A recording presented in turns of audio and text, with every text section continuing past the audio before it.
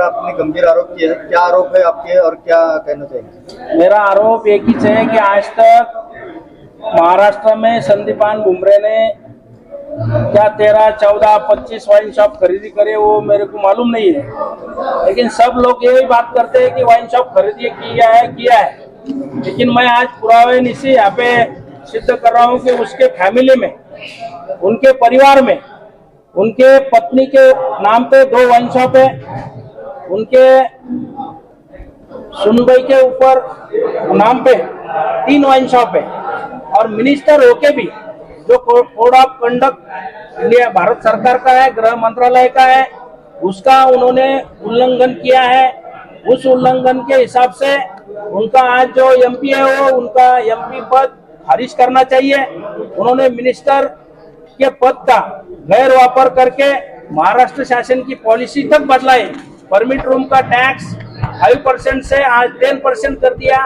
वो क्यों किया कि उन्होंने वाइन शॉप खरीदी किया है, वाइन शॉप को कोई वैट नहीं है, परमिट रूम को 10% वैट यहाँ पे लगा दिया करके वाइन शॉप का रेट बढ़ गया है। ऐसे अनेक मुद्दे पे, और मनी लॉन्ड्रिंग का एक विषय है, उनका उत्पन्न खुद का 2 करोड़ रुपए 10 साल का पिछले 10 साल से तो आज तक उनका उत्पन्न 2 करोड़ रुपए उनके प्रतिज्ञा पत्र में लिखा है, और उनके प्रतिज्ञा पत्र में ये भी लिखा है कि उन्होंने प्रॉपर्टी खरीदी की है 5 से 6 करोड़ रुपए की। फिर ये ऊपर का जो पैसा है ये कहाँ से आया है?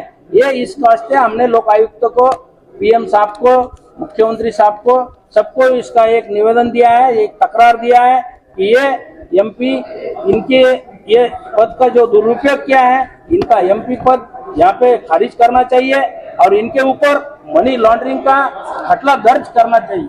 इसकी सखोल चौकसी होना चाहिए। इसके वास्ते हमने आज पत्रकार परिषद लिया। बुमरे साहब के नाम पे अभी तक तो मिला नहीं है वाइन शॉप।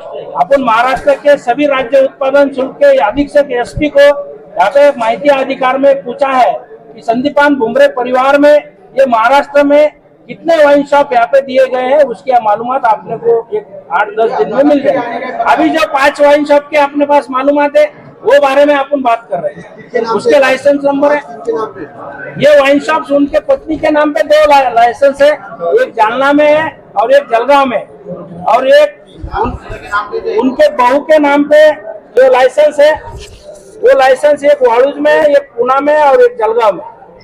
अदालत में आने का भी कहा। अदालत में अगर लोक आयुक्त की ओर से और पीएम साहब, पंतप्रधान साहब की ओर से अगर कोई कार्रवाई इनके ऊपर नहीं हुई तो हम तो अदालत में जाएंगे ना। सर, कायदे के अनुसार वाइन शॉप किसको मिलना चाहिए था, और इसका जो पद का गैर करके जो लिया है, वाइन शॉप का मकसद महाराष्ट्र शासन का यह है कि जिसको उदर निर्वाह का साधन नहीं है वो आदमी को वाइन शॉप मिलना चाहिए। अब इनकी जो बहू है ये शिक्षिका है, टीचर है, आज है नहीं है ये मालूम नहीं, लेकिन 2019-21 तक वो टीचर थी। तो टीचर होके भी उन्होंने वाइन शॉप खरीदी की है, वो भी लोक सेवक में आती है। अगर लोक सेवक वाइन शॉप खरीदी कर नहीं सकता है और टीचर यहाँ पे क्लास नहीं ले सकता है बाहर, क्योंकि उसको महाराष्ट्र शासन पगार देता है, तो भी इन्होंने वाइन शॉप खरीदी की है। ऐसे बहुत मसले हैं, बहुत भ्रष्टाचार के मुद्दे हैं, लेकिन अपन आज वाइन शॉप के ऊपर ही उनके ये गलत तरीके से उन्होंने वाइन शॉप हस्तगत करे हैं। ये वाइन शॉप सब रद्द होना चाहिए। उन्होंने मंत्री पद का, एमपी पद का यहाँ पे इसके वास्ते इस्तेमाल किया है करके उनके ऊपर भी कार्रवाई होना चाहिए। मनी लॉन्ड्रिंग का भी विषय उनके ऊपर हमने दर्ज होना चाहिए, ये भी सखोल उसकी चौकसी होना चाहिए।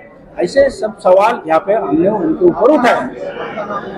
मेरा नाम दत्ता भाऊ पाटील गोरडे, उप जिल्हा प्रमुख, शिवसेना उद्धव बालासाहेब ठाकरे।